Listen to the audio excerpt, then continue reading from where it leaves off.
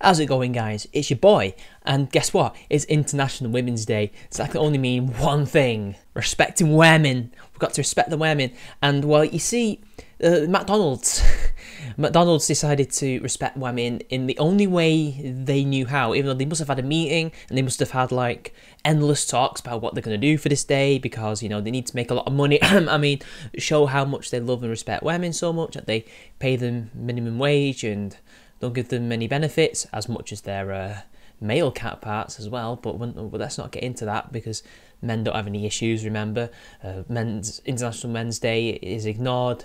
It has to be ignored because it's just every day's International Men's Day. And they decided, you know what would be great? Let's waste money on turning upside down all the logos across the world, from an M to a W, because that's a way to show that you respect women, not doing actions or anything that actually help their lives, or donating to charities, or saying on International Women's Day for the whole month we will donate a portion of our profits to women's charities, you know, for cancer or poverty or education, things like that. Nope, that's just virtue signal and turn the W upside down. And this confused people. This is from Twitter's Moments, so take it or leave it. McDonald's flipped its iconic golden arches. People are freaking out. McDonald's has turned its golden arches sign upside down as a celebration of women everywhere. The public is stunned and doesn't know what to make of the move, to quote Business Insider. Well, you know, it is unusual. It's not like the usual thing when they might have like a special burger out for it, or they might have, you know, maybe some discounts. Who knows? But anyway, let's see what the people think about this. And this is from Caitlin, and she says, before looking at the image, I really thought McDonald's was turning the arches upside down to look like a butt to celebrate women, and was like, yeah, not the best marketing idea. A W for women makes more sense. And they say men are more dirty-minded than women. What were McDonald's expecting? Did they think people were just going to know? No, this is the human race. We're stupid. Bogwolf says, McDonald's, in celebration of women, we are flipping the arches upside down. Or you could give your employees better benefits. McD, look, it's a W. Maybe a living wage, a better family leave, a career path forward in the face of automation. The W stands for women. That's true. Although Bogwolf, I don't know if they know this, but automation affects men more than women. Most of the jobs that will be affected by automation are done by men, and they involve manual hard labour or driving long distances, and women don't tend to do those jobs. But whatever. You're right. You're right. Rachel says, wow, this is awesome. Thank you, McDonald's. I can't tell if they're being sarcastic or this is a positive thing. So yeah, well done. Yay. A corporation who doesn't care about women for 364 days of the year. They've decided on this one day that they do care and just flip the sign up, wasting money that could be used to keeping their food, you know, up to date, and to have as many burgers and chicken as possible, because KFC doesn't have any at the moment. Or even, as the other person said, to pay them proper wages, to give them proper benefits, and also some decent break and some decent leave. But don't women already have that if you include maternity leave? And one person, Rodolfo, asked, why is the golden arch upside down? Honestly, this is one of the worst days of the year, in my opinion. Not because of what it represents, necessarily, not at all. It's just the way it's exploited. These corporations obviously don't care. They just want money, and they want to show to these feminists and to the public that they do care about women, even though they don't really care about women. I mean, they care about men less, but to be honest, we're just cogs in their machine. We're cogs in the overall machine, and they want us to spend their money on this particular day and every other day. And making sure that you look progressive, that you look like you like women, means that you're going to get more money. It's that simple. Even though things like this actually make you look really pathetic. It really does. But it's not like they're the only ones that have had embarrassing International Women's Days, because Spotify haven't done very well either. Spotify created a tool that analyses how many female artists you listen to. The extension also recommends music to provide balance for underrepresented artists. Yes, because apparently a industry like entertainment, like music, film, YouTube even, you know, these industries that in order to be a success, you have to know people, or you have to be an extremely good talent that the industry can't ignore you. Yeah, apparently they're underrepresented. Considering at the moment the biggest genre is hip-hop, which is black music. In fact, black music in general has such an influence such a dominance over popular music that to say that black artists are underrepresented, because that's what they would put in that umbrella, is absurd. There are countless examples of women who have made a success in the music industry and the film industry. There's even, I remember back in the day, there was a study done which showed in the UK, at least 10 years ago, I don't know if it's the same now, but it seems to look like that there was hardly any male singer-songwriters making a dent on the charts. They're usually only in bands or are rappers. They're not actually singers. It's mostly dominated by women. In January, a study came out that showed a glaring lack of representation of female artists in today's popular music. Now, I would have to let you know that this is actually a disingenuous sentence already, because they're talking about songwriters, not artists as a whole. Because, believe it or not, most artists in general, not just the women, write their own tunes. They don't.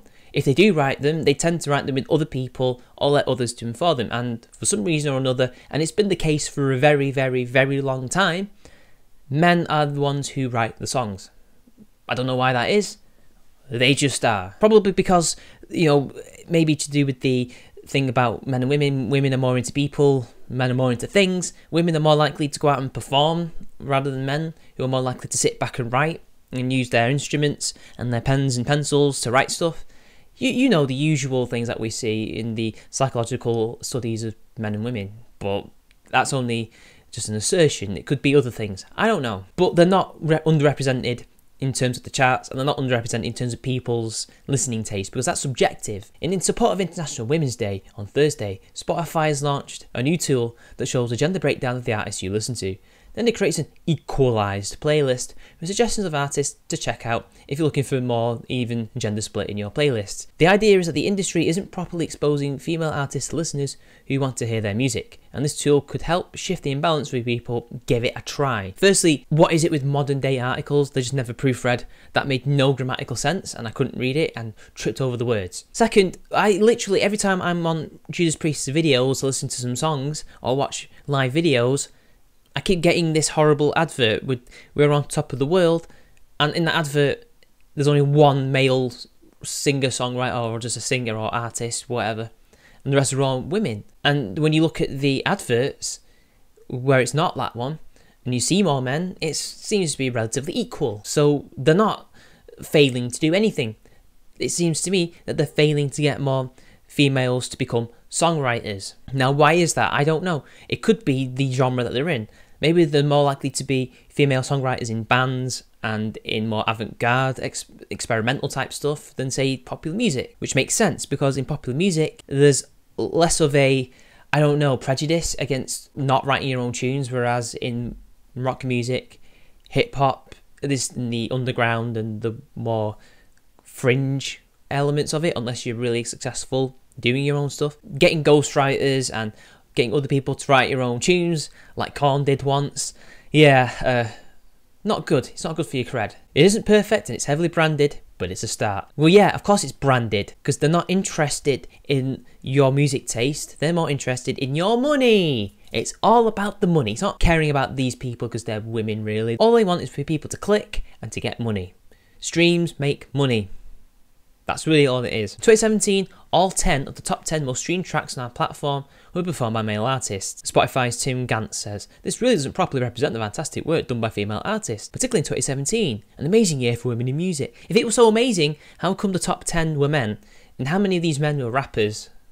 I bet most of them, weren't they? If not all." Because this is the thing, hip-hop, because of how it is and how the music is made and written, it's aggressive to some extent, and the subjects that it deals with is something that men would be more interested in. And so there's a reason why it's mostly male and why mostly men seem to listen to it, even though there are large numbers of women who do listen to it. Maybe that's why you've got a top 10 list of entirely men. If 2017 was really such a fantastic year for women in music, how come there weren't any in the top 10? I mean, what is this going to do anyway? If I use this app and I listen to some of these women's songs, I might not like them. Just because you're exposing people to these new artists doesn't mean that people are going to like them. They might just listen to it for a couple of seconds and turn it off because it's shit to them. So you're not actually doing anything for these people.